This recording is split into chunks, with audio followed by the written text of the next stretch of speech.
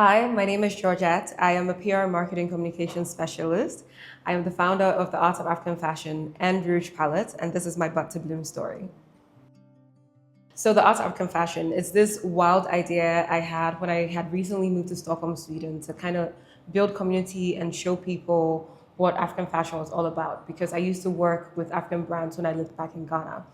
And recently I was thinking about that journey, and I realized that that was not my first rodeo when it came to like organizing events or shows or putting people together, because as far back as 2015, 2016, I used to have an event called Art and Ink, where I'd invite artists and small business owners to buy tables. I used to call them stalls, but they were really just tables, and sell their stuff to people. And I remember the sign-on fee was maybe 50 CDs, I don't know.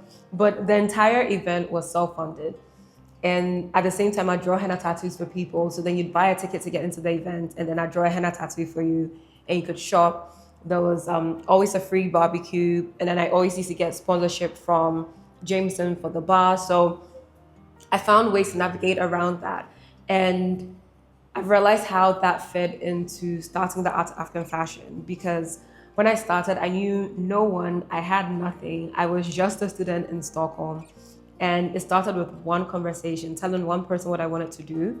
And it unfolded like a deck of cards. Like, spoke to one person, she was like, oh, let's go see my friend. Then she said, oh, I'll give you my gallery to use for your exhibition. And then I spoke to one of my dearest friends and mentors, and she was like, well, if you're going to use my brand, then I'm going to send you clothes, but talk to this person.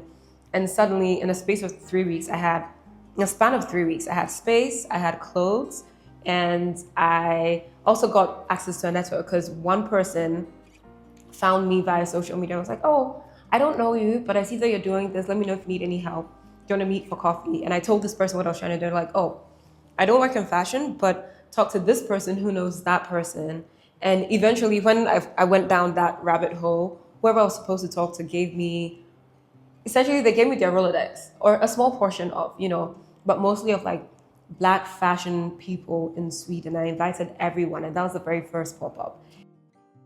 And this year I had the fifth one, and it was fantastic. I got a chance to celebrate all the people who've shopped from the very beginning, people who've lent their time, their effort, supported in some type of way.